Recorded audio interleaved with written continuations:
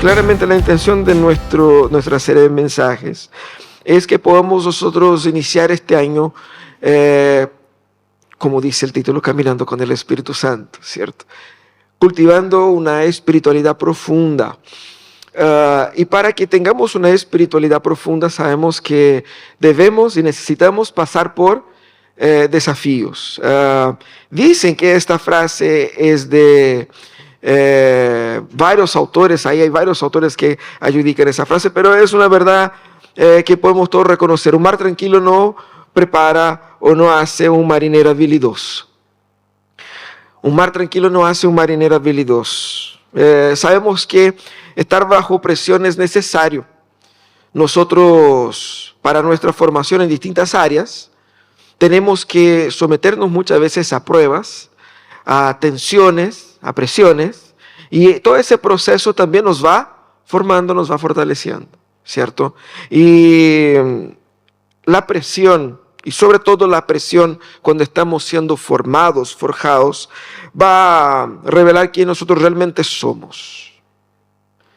¿Cuáles son nuestras verdaderas habilidades?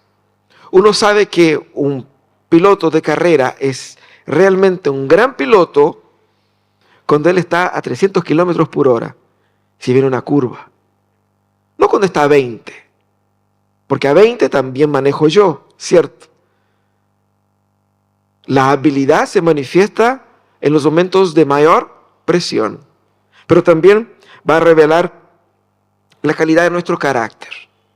Cuando alguien está bajo presión, uno naturalmente tiene menos filtro. Usted sabe cuando usted está ahí muy presionado, y alguien te viene a preguntar una pregunta tonta y usted responde sin filtro. Y ahí, dependiendo del tipo de filtro que tienes, ahí se revela. Porque uno puede explotar, pero algunos explotan peores que otros, ¿sí o no? La presión también va a revelar nuestro carácter. Y obviamente que nadie quiere estar bajo presión, pero para que nosotros podamos crecer, para que nosotros podamos madurar, la presión es necesaria. El conflicto es necesario. El roce es necesario. Porque es a partir de ese conflicto, de esa tensión, de esta presión, que se desarrolla nuestro carácter, que desarrolla nuestros dones. Y si es así, debemos reconocer que el Espíritu Santo claramente nos conducirá a momentos de presión, a momentos de dificultad. Quizás el sueño de muchos creyentes y de muchas personas en general es de que Dios venga a mi vida para hacer de mi vida una vida más tranquila. Porque todo lo que quiero es vivir tranquilamente. No quiero problema, no quiero atado. Quiero salir en la mañana para trabajar, ningún problema en el trabajo. Llegar a la casa, todo bien. Bien de salud, bien de plata, no hay ningún problema, no hay ningún problema en el colegio con los niños, ningún problema de salud, nada, todo en paz. Eso es lo que quiero. Por eso quiero a Dios en mi vida, para que no tenga ningún problema. Eso es un mito, no es así, eso es absolutamente imposible. Olvídate de esta idea. Si tu sueño es de tener una vida sin problema, te tengo que decir que este es un sueño idiota. ¿Por qué? Porque eso no está vinculado de ninguna manera a la realidad. No hay una persona que no haya tenido problema. Y menos aún esperando que Dios venga a mi vida para hacer mi vida una vida sin problema. Mira la vida de las personas que caminaron con Dios. Grandes personas. Todo tipo de atado, todo tipo de problema. Podemos decir que muchos de ellos tuvieron más problemas después de seguir a Jesús que antes. Pablo, antes de seguir a Jesús, era un tipo súper influyente, súper importante, súper respetado dentro de su cultura, dentro de su pueblo. Él perseguía a los creyentes y luego él se convierte y pasa a ser un creyente también. Y él perdió toda la fama que tenía en el otro mundo y entró en un mundo donde él tenía, no era una persona desconocida, era una persona odiada. Porque por medio de él otros hermanos en la fe fueron muertos. Entonces el estatus social de Pablo junto a su nueva familia era -100. Y ahí uno dice, no, pero igual el loco era seco, así que, ¿no es cierto? El Señor lo bendijo y él tuvo un ministerio fructífero. Él mismo hace su relato. Él fue perseguido por los gentiles, perseguido por los creyentes, perseguido por la propia iglesia donde él trabajaba. O sea, era una vida claramente llena de problemas. Esa es una muestra de que el Espíritu Santo nos conduce a problemas. Hoy día vamos a hablar sobre un otro grupo de hermanos que estaban experimentando recién los primeros momentos de la venida del Espíritu Santo sobre la iglesia, una nueva etapa. Ellos estaban llenos del poder de Dios y por el poder de Dios fueron capaces de realizar un gran milagro. Después de realizar ese gran milagro, ¿qué pasó? Vinieron a los jefes de la religión. Mira lo que dice el texto ahí en Hechos 4, de 1 al 22. Dice, mientras Pedro y Juan hablaban a la gente, se presentaron los sacerdotes, el capitán de la guardia del templo y los saduceos. Estaban muy disgustados porque los apóstoles enseñaban a la gente y proclamaban la resurrección que se había hecho evidente en el caso de Jesús. Arrestaron a Pedro y a Juan y como ya anochecía, lo metieron en la cárcel hasta el día siguiente. Pero muchos de los que oyeron el mensaje creyeron y el número de estos, contando solo a los hombres, llegaba a unos 5,000. Al día siguiente se reunieron en Jerusalén los gobernantes, los líderes religiosos y los maestros de la ley. Allí estaban el sumo sacerdote Anás, Caifás, Juan, Alejandro y los otros miembros de la familia del sumo sacerdote. Hicieron que Pedro y Juan comparecieran ante ellos y comenzaron a interrogarlos. ¿Con qué poder o en nombre de quién hicieron ustedes esto? Pedro, lleno del Espíritu Santo, respondió, gobernantes del pueblo y líderes religiosos, hoy se nos procesa por haber favorecido a un paralítico y se nos pregunta cómo fue sanado. Sepan pues todos ustedes y todo el pueblo de Israel que este hombre que está aquí delante de ustedes, sano gracias al nombre de Jesucristo de Nazaret, crucificado por ustedes, pero resucitado por Dios. Jesucristo es la piedra que desecharon ustedes, los constructores, y que ha llegado a ser la piedra angular. De hecho, en ningún otro hay salvación porque no hay bajo el cielo otro nombre dado a los hombres mediante el cual podamos ser salvos. Los gobernantes, al ver la osadía con que hablaban Pedro y Juan y al darse cuenta de que eran gente sin estudios ni preparación, quedaron asombrados y reconocieron que habían estado con Jesús. Además, como vieron que los acompañaba el hombre que había sido sanado, no tenían nada que alegar. Así que los mandaron que se retiraran del consejo y se pusieron a deliberar entre sí. ¿Qué vamos a hacer con estos sujetos? Es un hecho que por medio de ellos ha ocurrido un milagro evidente. Todos los que viven en Jerusalén lo saben y no podemos negarlo. Para evitar que este asunto siga divulgándose entre la gente, vamos a amenazarlos. Y así no volverán a hablar de este nombre a nadie. Los llamaron y lo ordenaron terminantemente que dejaran de hablar y enseñar acerca del nombre de Jesús. Pero Pedro y Juan replicaron, ¿es justo delante de Dios obedecerles a ustedes en vez de obedecerlo a Él? Júzguenlo ustedes mismos. Nosotros no podemos dejar de hablar de lo que hemos visto y oído. Después de nuevas amenazas los dejaron ir. Por causa de la gente no hallaban manera de castigarlos. Todos alababan a Dios por lo que había sucedido, pues el hombre que había sido milagrosamente sanado tenía más de 40 años. Todo eso comenzó, toda esa pelea comenzó por cuenta de un milagro. Pedro y Juan estaban subiendo al templo. Ya habían predicado una primera vez.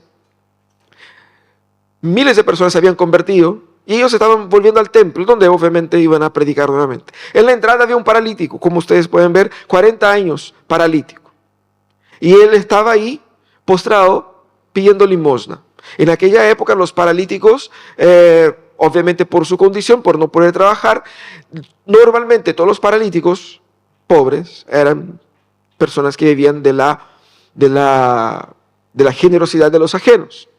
Y él estaba ahí, ese hombre pide una monedita para los apóstoles y Pedro dice la famosa frase, no tengo ni plata ni oro, pero lo que tengo te doy. En el nombre de Jesucristo, levanta y camina. Y en ese momento el hombre se puso de pie, empezó a caminar y fue toda una conmoción.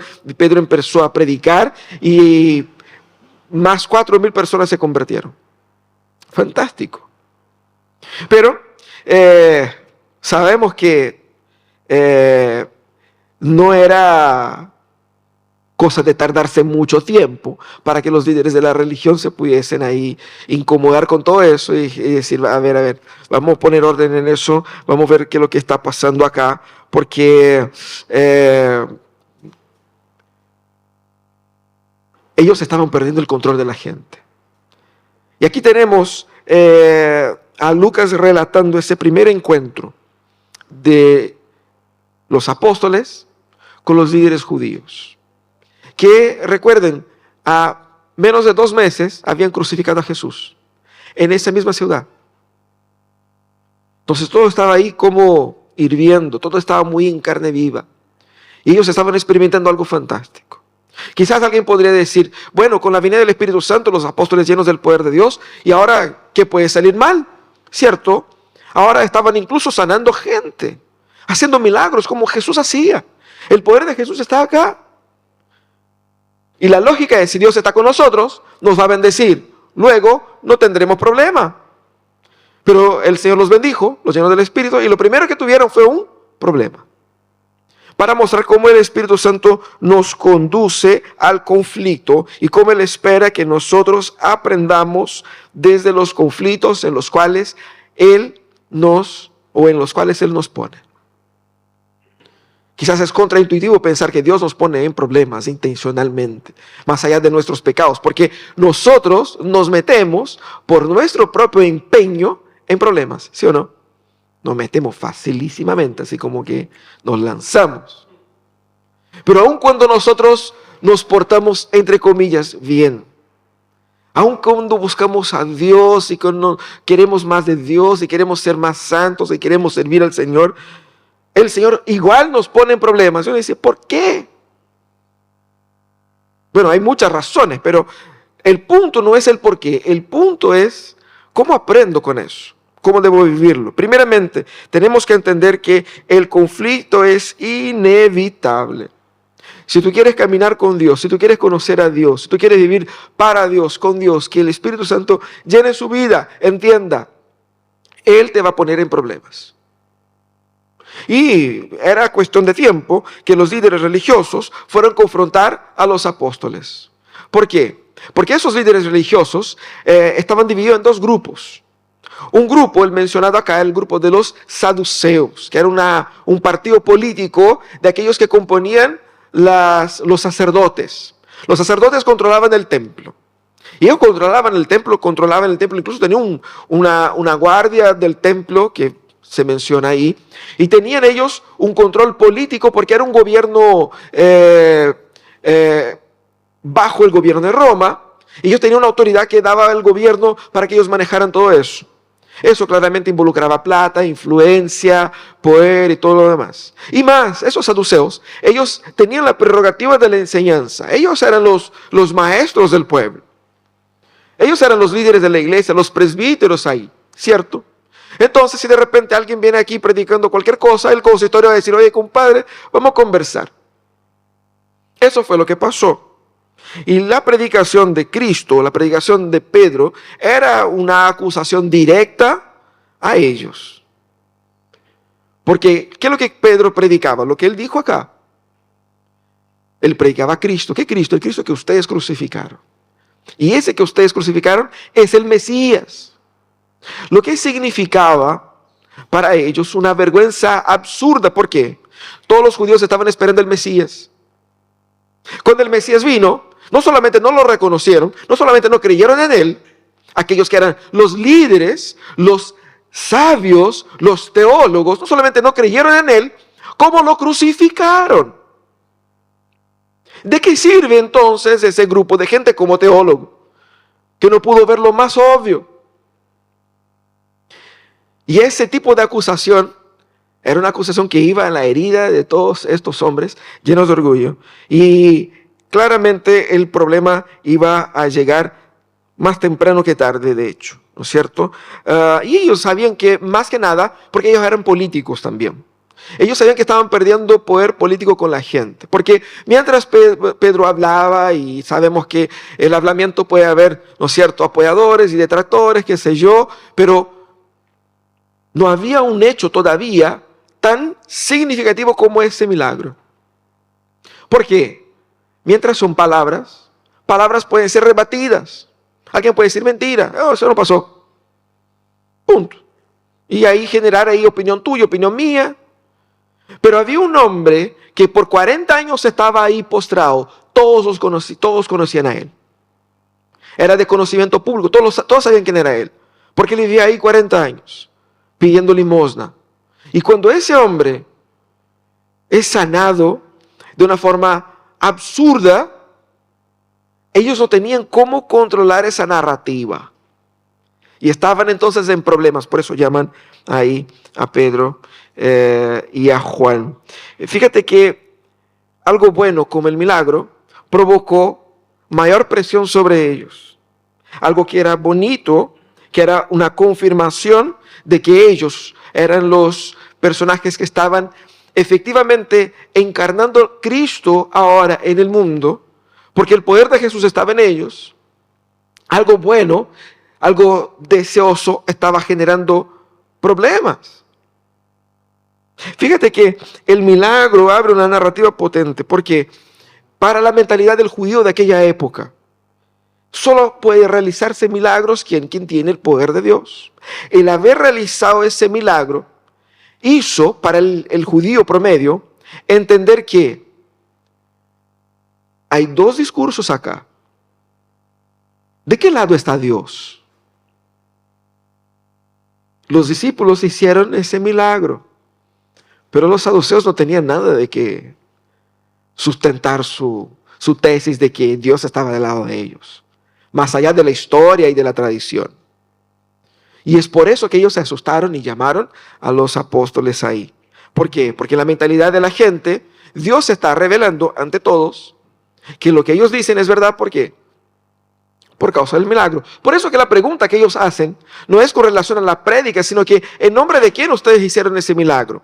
Porque ¿cuál fue el intento? El intento era desclasificar el milagro. Porque si ese milagro no vino de Dios, son unos charlatanes. Simple. Esa era la intención. Pero ellos fueron confrontar a los apóstoles y, como vimos aquí, terminaron perdiendo, ¿no? Pero el tema es que el milagro fue lo que hizo explotar la pequeña tolerancia que tuvieron ellos a las primeras predicaciones de los apóstoles. Y la acción de Dios, ¿entienden eso? La acción de Dios en la historia va a generar impacto y va a producir incómodo. Eso es así. Si Cristo predicando, hubo gente que dijo, eso es muy duro, yo no quiero. Si Cristo haciendo milagros, la gente dice, no, si lo hace eso por el poder de Satanás. Jesucristo, ¿y qué pasa con nosotros? La acción de Dios en la historia genera un impacto. ¿Por qué? Porque la acción de Dios en la historia va a confrontar a los ídolos de las personas. Y cuando alguien ve a su ídolo confrontado, se pone violento. Ese es un hecho. Ese es un hecho. Piensa en lo más importante, lo más valioso, lo más amado que tienes. Lo vas a defender con mucho empeño, diferentemente de algo que es poco amado y poco valioso. Los ídolos de nuestros corazones son cosas que amamos profundamente y lo ponemos en lugar de la divinidad. Cuando alguien ataca eso, es como si estuviera atacando su propia existencia. Y la gente se pone agresiva. El Evangelio va a confrontar a los ídolos nuestros y de todo el mundo. Y claramente nos va a meter en problemas. Pero el punto aquí es que debemos ser valientes, debemos enfrentar esos problemas. Siempre cuando somos llevados por el Espíritu Santo. No problemas que son producidos por nuestra propia pecaminosidad. Estamos hablando de que cuando nosotros optamos en seguir, en servir al Señor, en obediencia al Señor, en dar testimonio del Señor, en vivir en coherencia con la fe que profesamos, en el contexto del trabajo, familia, del mundo, Cuando vivimos así, el Señor aún así nos pone en un momento de confrontación, debemos tener valor, así como los apóstoles, porque si el Espíritu Santo nos condujo a esa tensión, es porque Él no solamente nos tiene algo que enseñar, porque es importante que entendamos que el mundo no gira alrededor de nosotros, sino que Él está haciendo algo más grande en nuestras vidas, desde nuestras vidas, por medio de esa tensión. Así que coincidamos en eso. El conflicto es inevitable, pero ese conflicto claramente es puesto en nuestras vidas para glorificar a Cristo. Conflicto glorifica a Cristo. Porque ellos llamaron a los apóstoles, confrontaron a los apóstoles y todo el escenario era un escenario de terror. Fueron ahí los soldados, los de la guardia del templo, y los metieron en la cárcel. Convenientemente estaba tarde, así que dejemos para mañana. Convenientemente los dejaron toda una noche en la cárcel. ¿Para qué? Para amedrentar sus corazones. Toda una táctica que funciona bastante bien. Ellos tenían un poder muy grande ante el pueblo, porque ellos podían prohibir a cualquier persona de entrar al templo. Ellos podrían transformar a una persona en un paria social. Ellos podrían, dentro de la teología de los judíos de aquella época, eliminar a esa persona del pueblo, quitarle la salvación, por decirlo de una forma.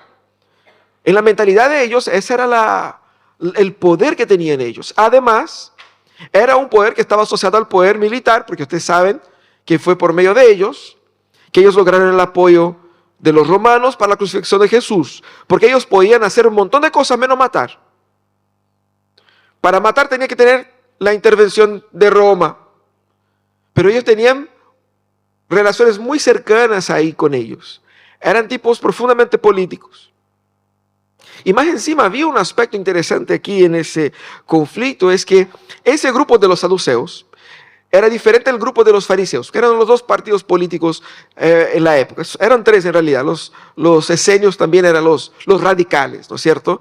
Pero tenían ahí dos partidos ahí. Los saduceos era el clero, la gente del templo, los teólogos. Los fariseos eran los laicos, pero que eran así hiper religiosos. Pero los laicos eran conservadores teológicamente y los saduceos eran liberales teológicamente. Ellos no creían, por ejemplo, que la resurrección existiera. Ellos no creían en un montón de cosas. Y aún así, cuando ellos confrontan a los discípulos, confrontan en gran medida y se enojaban con ese discurso, porque ellos predicaban que Jesucristo había resucitado. Si Jesucristo mismo resucitó, eso los dejaba aún más en vergüenza, porque ellos tenían una postura que negaba eso y ahora tenemos una evidencia innegable que pasó aquí en esta ciudad hace como 2 meses y que ahora está haciendo todos esos milagros. Era desarmar toda una estructura teológica, entonces ellos estaban bien preocupados. Pero el punto aquí es que ellos fueron puestos ahí y fue por medio del poder de Cristo que ellos fueron puestos ahí. El poder de Cristo fue el que levantó a aquel hombre que era paralítico. De todos modos, la historia está contada para que entendamos que el conflicto no es entre Pedro, persona jurídica o persona natural, ¿cierto? Juan, persona natural, y los saduceos. Era lo que Pedro y Juan representaban. Ellos no estaban en contra, ellos como individuos, ellos estaban en contra de Cristo, que era encarnado en la predicación y en la vida de ellos. Y es exactamente eso que tenemos que entender. Si nosotros seguimos a Jesús, no enfrentaremos problemas porque, ay, pobrecito de mí, que el mundo a mí me odia como si yo fuera él. No, es Cristo en nosotros. Puede ser que la gente no te tengas en buenos ojos porque eres pesado, porque hiciste algún daño a alguien en el pasado, o porque el otro en su corazón tiene un corazón distorsionado y odia a cualquiera. Pero el punto no es ese, el punto acá es que debemos entender que con el Espíritu Santo nos pone en ciertas situaciones Claramente es contra Cristo en nosotros que esa situación se levanta, y eso es lo que vemos acá, y es exactamente eso lo que Pedro se refiere. Pedro estaba presionado, había pasado la noche en la cárcel, Pedro y Juan, y eso puede ser terrorífico para cualquiera, porque había pasado pocos días de que Jesucristo había sido crucificado por ellos mismos en esa ciudad. Al día siguiente, el texto de Lucas es hermoso porque Lucas va a poner detalles. Él no simplemente dice, y estaban todos los poderosos ahí. No, él los nombra. Estaba fulano, ciclano y beltrano. Estaba Anás, estaba Caifás, probablemente Anás era el sumo sacerdote de turno. Estaba Caifás, que era su suegro, o al revés, no sé. Pero estaban todos los importantes ahí, los nombra varios. Para hacer un hincapié en que la presencia todas de ellos en pleno era una forma de presión contra los apóstoles. No es que mandaron a alguien a confrontar, oye, anda a ver qué tienen esos locos. No, ellos fueron en personas para que con su vestimenta, con su presencia, generaran presión para intimidar a los apóstoles. La costumbre era de hacer un semicírculo. Ellos estaban al medio, de pie, y todos sentados. Y ellos ahí confrontados por un grupo de gente que los odiaba. En ese contexto, en vez de Pedro responder como quizás muchos de nosotros responderíamos, no, a ver, no están así. En realidad nosotros somos judíos también. No, si yo toda mi vida acá, he venido aquí al templo todos los años y me he portado bien, no, ¿sabe qué? Lo que pasa es que Pedro no vino con ese diálogo que quizás muchos de nosotros pondríamos así como que, no, a ver, no es tan así, no es tan grave. Fíjate, tenemos el mismo Dios. ¿Ah? Y estamos al mismo lado. No somos enemigos, somos amigos. ¿Para qué pelear? ¿Cierto? ¿Qué es lo que hace Pedro? Pedro comienza de una forma bastante osada. Él comienza diciendo, bien, ahora nos acusa a nosotros de haber hecho el bien a un pobre que todos ustedes conocen, que era un paralítico y ahora está caminando. Nos acusan de hacer algo bueno. ¿Y cuál es el problema en eso? Así.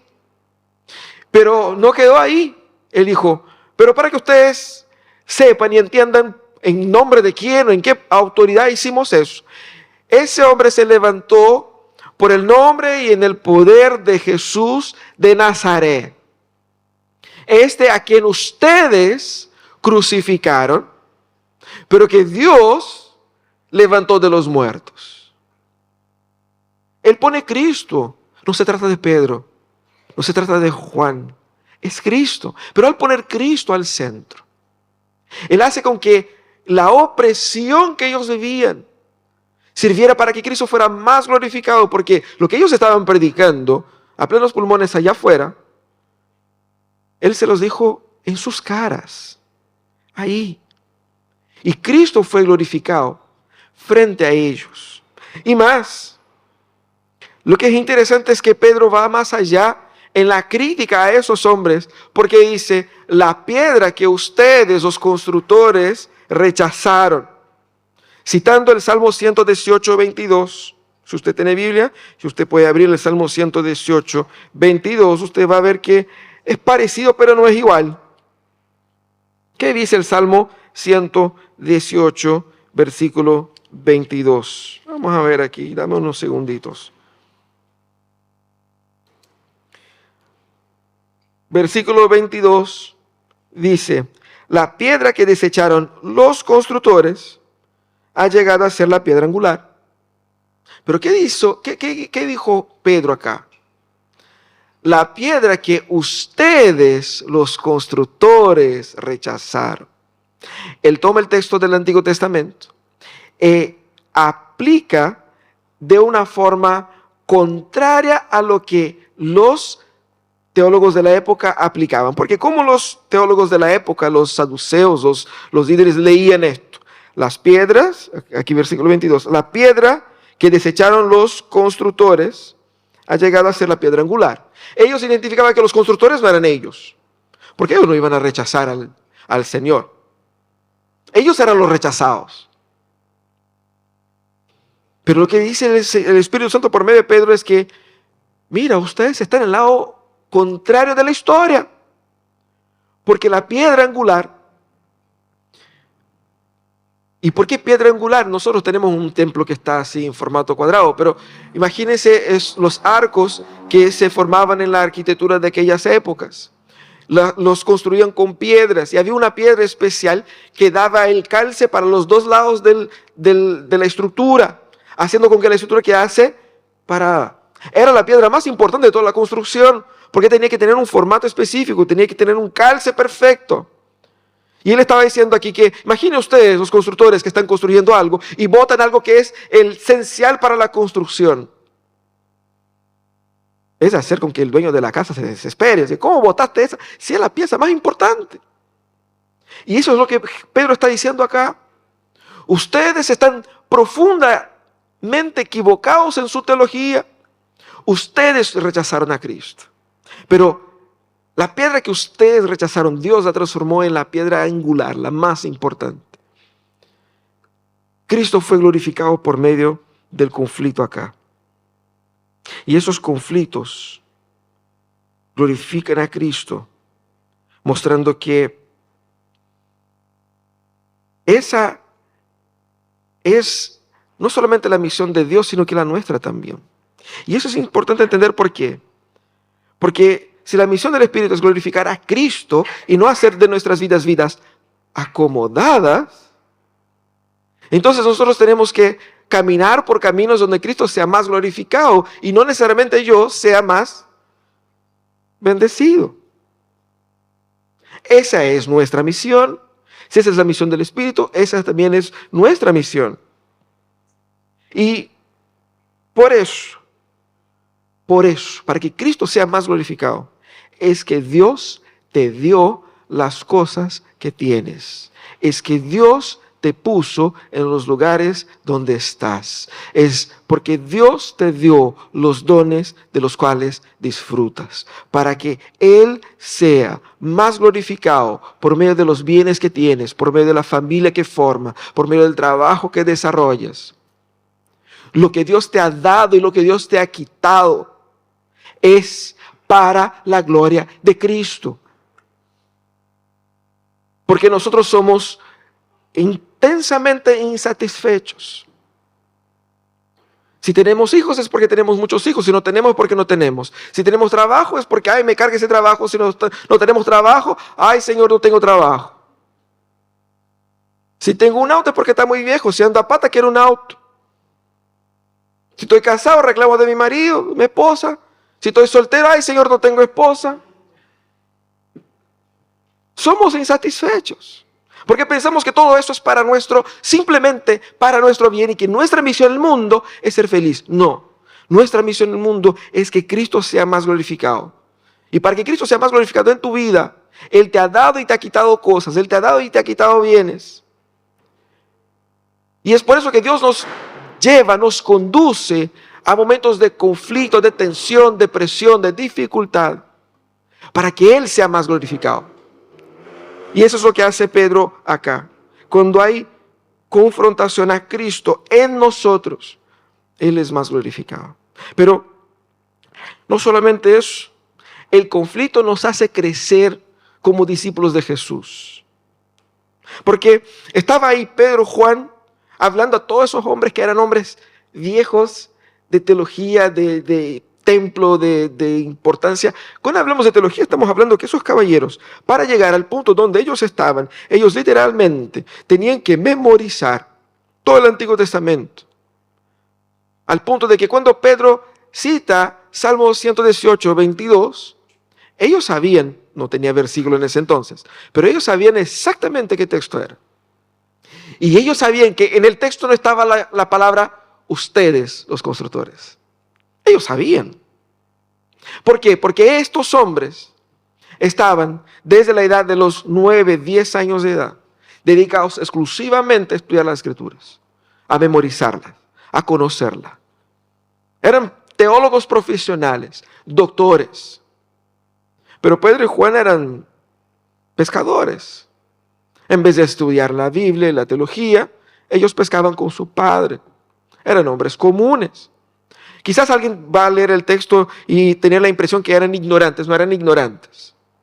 Eran emprendedores, gente que no se dedicó a eso, pero que se dedicó a otras cosas.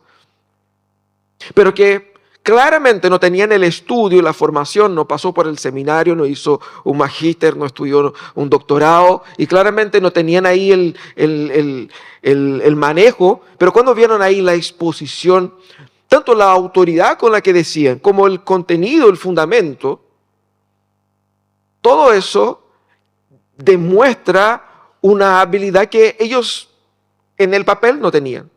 ¿Y qué dijeron los líderes ahí? Claramente estos hombres estuvieron con Jesús. Ese conflicto no fue solamente importante para que Cristo sea más glorificado frente a los líderes judíos, pero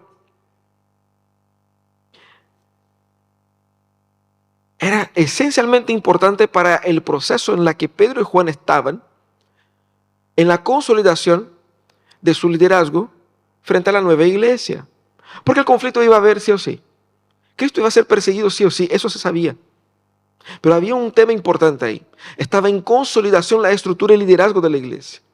No había un liderazgo como ya tenemos establecido ahora 2000 años después, con presbiterios, con consistorios, donde se eligen los pastores y donde uno sabe quién manda y quién no. En aquella época se estaba conformando ahí, en aquel momento. Y Pedro y Juan, al pasar por eso, ellos, al tener esa osadía y a demostrar esa osadía, ellos experimentaron ahora por primera vez lo que Cristo había dicho antes. No tengan temor cuando ustedes estén frente a gente poderosa, porque el Espíritu se les dará lo que les debe decir. Y ellos ahora estaban experimentando. Y la iglesia veía eso. Eso fue para ellos un rito de transición. Eso se ocupa en la sociología y en la antropología para vincular ciertos momentos críticos en la historia donde uno, al pasar por este evento, es reconocido por su tribu de una u otra manera. Tenemos algunos ritos de transición en nuestra cultura, pero ese era un momento muy importante para ellos, porque el texto de Lucas va a decir que Pedro, al hablar, dice, Pedro, lleno del Espíritu Santo, y ahí él empieza a hablar. Momentos de tensión, de presión, son puestos en nuestras vidas para que nosotros desarrollemos habilidades que no podemos desarrollar si nosotros no pasemos por ellas. Para que seamos más útiles en las manos de Dios, necesitamos pasar por ese tipo de conflicto. Y es interesante lo que Pedro y Juan sufren acá, porque ellos demuestran una habilidad que no habían demostrado antes. Hay momentos en la vida en que uno no sabe hacer ciertas cosas hasta que lo hace. Y mucho de lo que tenemos que aprender, debemos aprender por medio del ejercicio.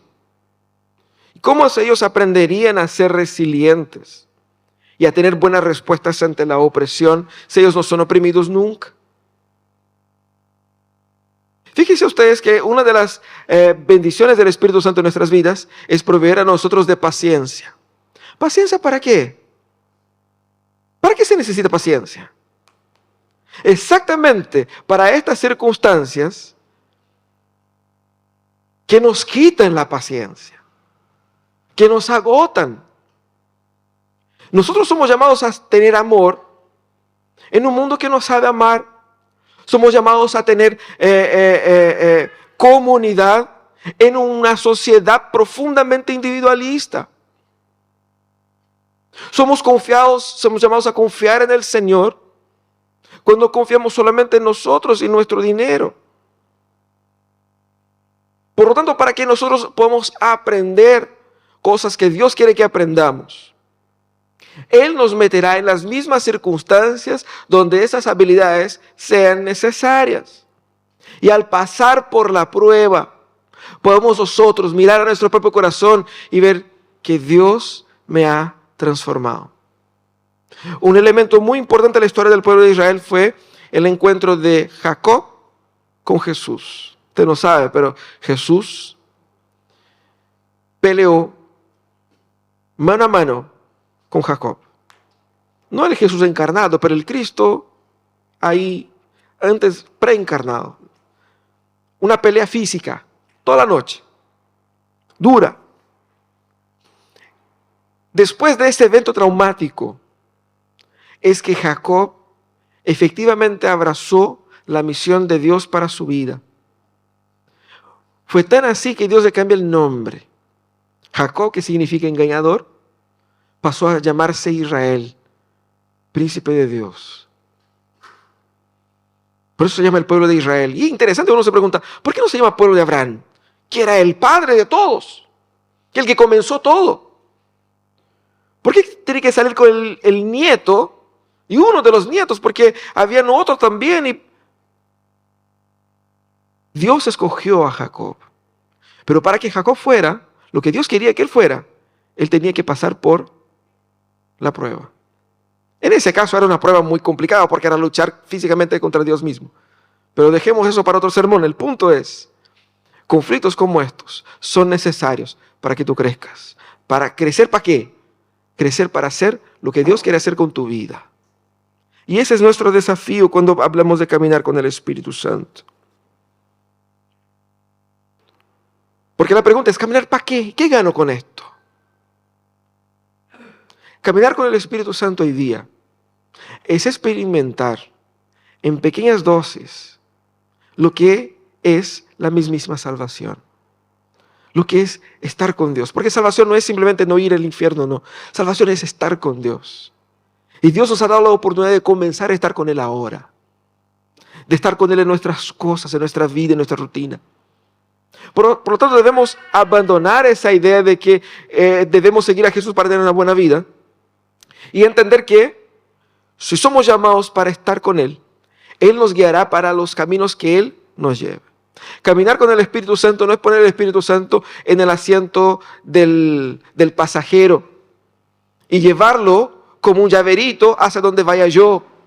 Caminar con el Espíritu Santo es sentar uno en el asiento del pasajero.